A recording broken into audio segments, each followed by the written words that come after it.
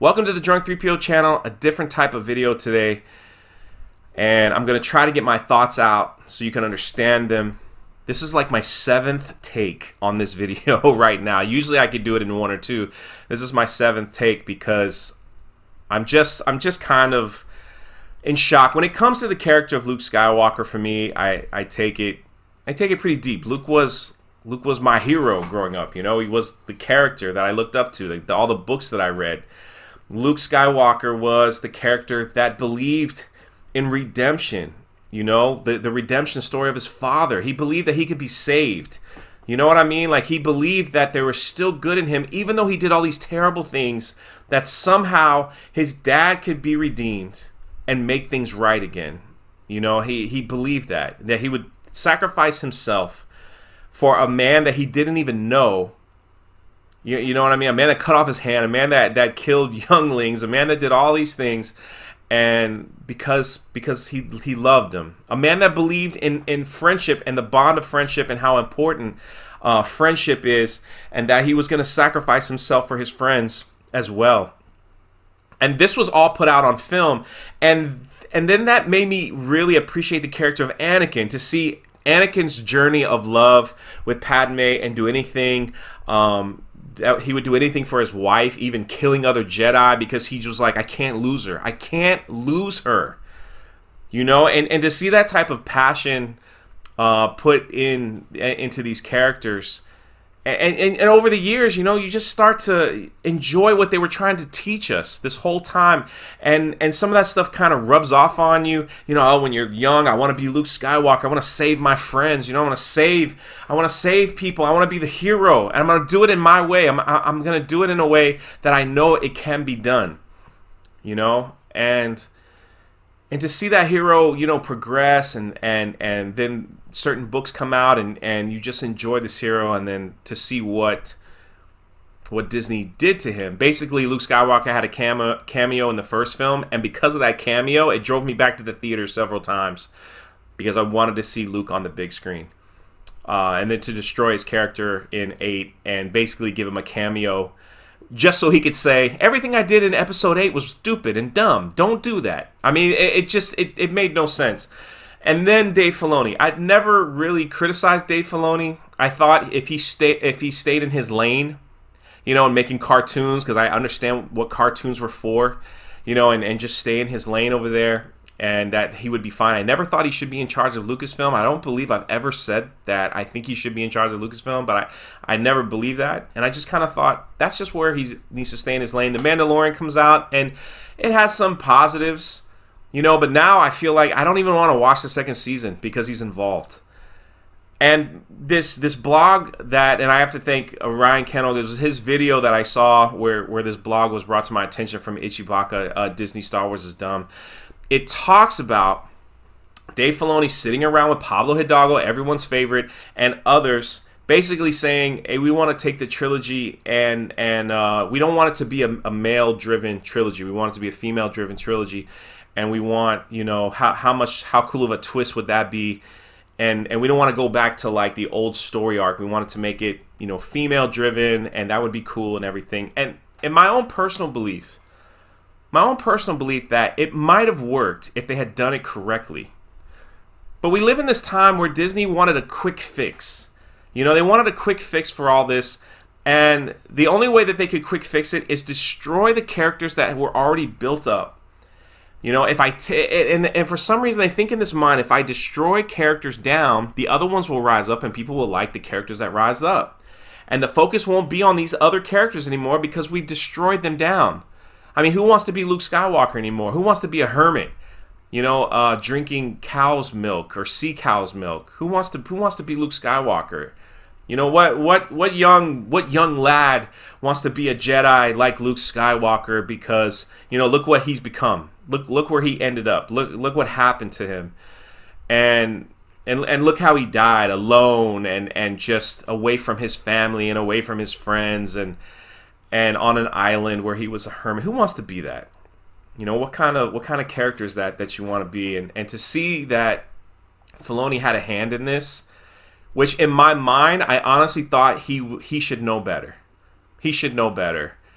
than the destruction of one of the greatest characters of all time. And again, I honestly think if they wanted a female-driven lead, they could have done it without the cost of destroying other characters that we love. It's called good storytelling and good writing, not just throwing something together and doing these quick fixes. Listen, we saw in episode 9 that JJ just didn't even care. Everything was convenient. That movie was the biggest convenience I've ever seen. I mean, look, they were looking for a dagger. She trips over it. How convenient. They needed a ship. Well, that ship's been sitting there for 30 years. The Jawas didn't get to it. You know, nobody else stripped it for parts. Even though in every other Star Wars thing in the universe, there are scavengers on these desert planets that scavenge a ship. But that ship was fine. How convenient. You know, and just it was just convenience after convenience after convenience. Kylo Ren gets thrown down a giant pit. He makes it back. How convenient. Kylo Ren figures out how to bring people back from the dead in the last second. How convenient. Everything was convenient.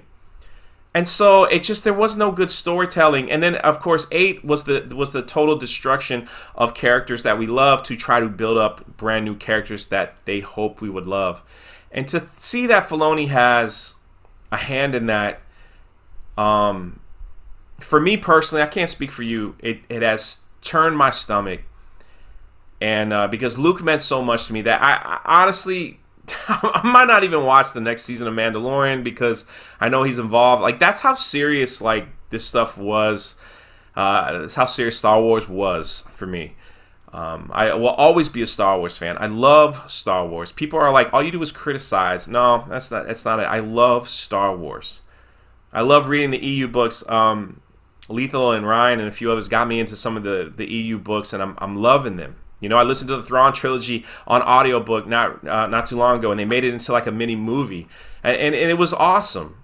You know, I went back and listened to Dark Plagueis on audio, and they made that into like a little mini movie, and just seeing the care that the EU had for the characters that we love, and seeing the not so caring of what Disney has done, it's really quite disgusting. And I know there's people out there that are like, oh, you're a hater and you love it. And y'all can say whatever you want. But I find it hard to believe, how can people who love this trilogy defend this?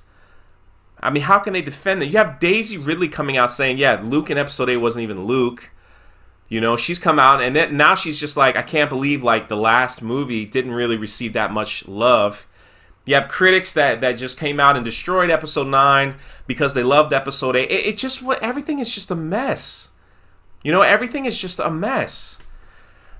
And it's because they just didn't even care. Listen, the movies even broke Disney Star Wars canon. They even broke the Disney Star Wars canon. So Disney, like, they threw out the EU and started writing their own books to coexist with and comic books to fulfill in the holes of this trilogy. And the directors just broke whatever was written anyway, so now those books don't even matter. It's how can you defend what's going on? That's what I don't understand. And yeah, so let's just look into this blog. Those are my thoughts. Again, I'm sorry if it might come off as I'm rambling. It's just, I just can't believe this.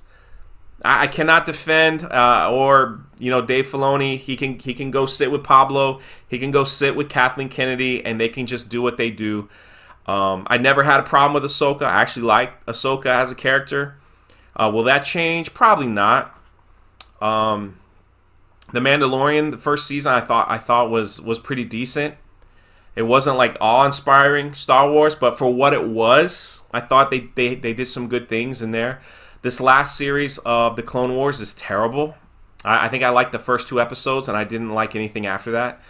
Actually, I haven't even seen the recent one, and I don't even know if I will because everybody else is telling me it's boring. So maybe one day I'll catch up. And yeah, again, so let's just look into this blog real quick, and that'll be the video.